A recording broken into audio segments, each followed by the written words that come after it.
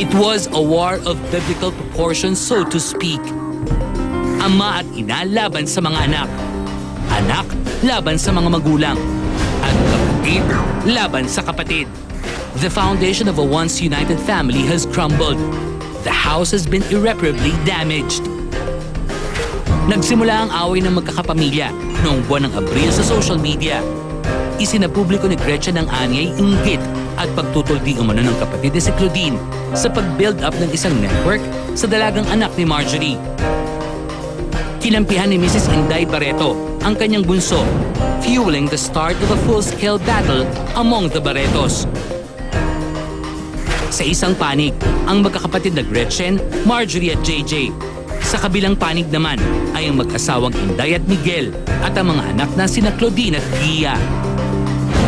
Nagbatuhan ng putik, nagpalitan ng akusasyon, naungkat ang baho ng halos lahat ng miyembro ng pamilya. Hindi nakatulong sa sitwasyon ang pagkampi na Gretchen at Marjorie kay Raymart Santiago sa ongoing court case nito at ang estranged wife na si Claudine. To date, both camps remain stubbornly defiant.